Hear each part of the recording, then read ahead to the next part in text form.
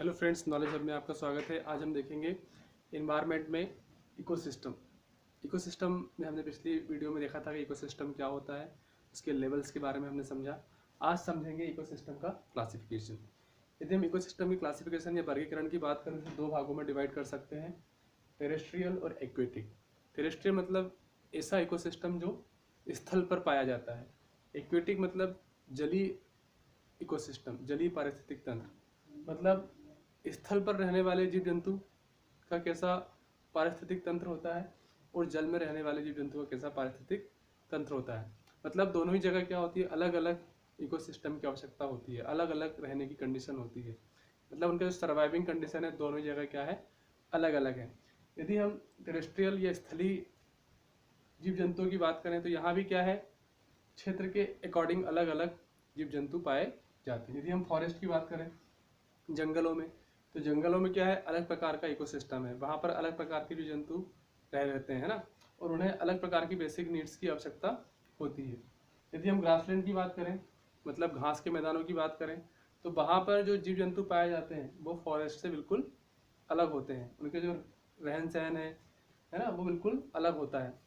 फिर हम बात करें डिजर्ट, रेगिस्तान की, तो रेगिस्तान में रहने वाले जीव जंतु क्या होते हैं, उनको कुछ अलग इकोसिस्टम की आवश्यकता होती है। यदि हम कंपेयर करें ग्रासलैंड डिजर्ट, तो ग्रासलैंड में जो जीव जंतु पाए जाते हैं है ना, उन्हें जो खाने की आवश्यकता है, उनकी पूर्ति होती है, वो कहाँ से होती है, वहाँ पर पाए जाने वाले जो भी प्लांट्स, पौधे हैं या एनिमल्स हैं। जबकि डिजर्ट्स में यहाँ पर पानी की कमी होती है, तो यहाँ पर वही लोग सर्वाइव करते हैं जो उस कंडीशन में रह पाते हैं। यदि हम सेकेंड क्लासिफिकेशन की बात करें, एक्वेटिक मतलब जलीय जीव जंतु की, तो जल में भी अलग अलग प्रकार का क्लासिफिकेशन पाया जाता है। जैसे फ्रेश वाटर, ताज़ा पानी, ताजे पानी में जो जीव जंतु पाए जाते हैं वो केवल ताजे पानी में ही सर्वाइव कर पाते हैं। यदि फ्रेश वाटर की मछली को हम सेलाइन वाटर, खारे पानी में डाल दें तो वो सर्वाइव नहीं कर पाएगी। इस प्रकार ताज़ा पानी जो है खारे पानी से बिल्कुल अलग होता है। मतलब ताजे पानी का जो पारिस्थितिक तंत्र है वो खारे पानी से अलग है, ठीक है ना। फिर हम बात करें मैराइन वाटर, समुद्री पानी, समुद्री जल। समुद्री जल में जो जीव जंतु पाए जाते हैं उनका जो पारिस्थितिक तंत्र है वो वहाँ का एक पारिस्थितिक अलग तंत्र है, ठीक है। इस प्रकार से हम बोल सकते हैं कि हर जगह का अपना अपना एक पारिस्थितिक तंत्र होता है। अब हम बात करें goods and service provided by ecosystem, मतलब इस पारिस्थितिक तंत्र से कौन कौन सी सर्विस, कौन कौन सी सेवाएं, कौन कौन सी चीज़ें हमको मिलती है जिनके द्वारा हमें लाइफ सर्वाइव करने में आसानी होती है।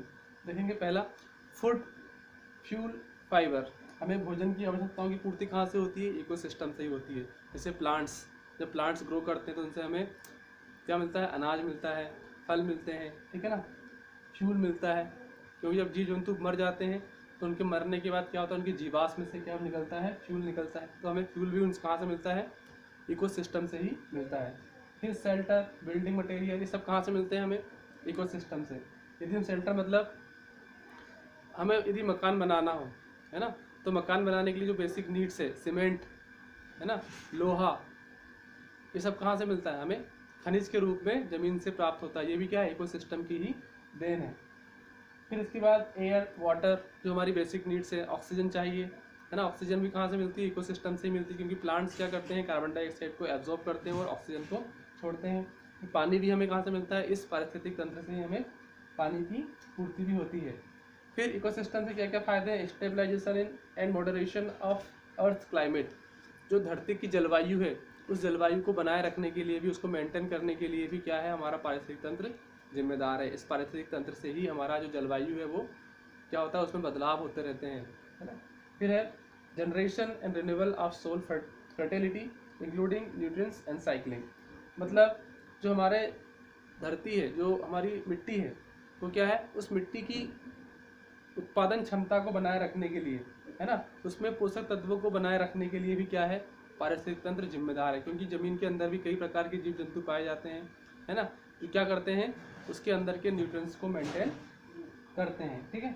फिर हम बात करें एक्टोन, एक आपका टॉपिक है एक्टोन। एक्टोन क्या होता है, एक्टोन मतलब ऐसा जोन है, ऐसा एरिया है जहाँ पर दो से अधिक क्या करते हैं, डाइवर्सिटी एरिया आपस में जुड़ जाते हैं।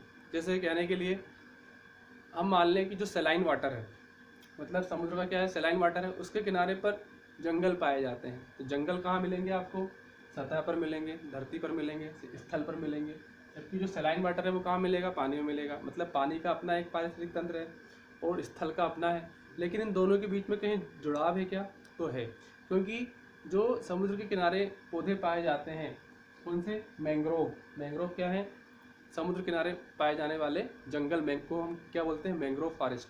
तो जो मैंग्रोव फॉरेस्ट है उसको सरवाइव करने के लिए खारे पानी की आवश्यकता होती है।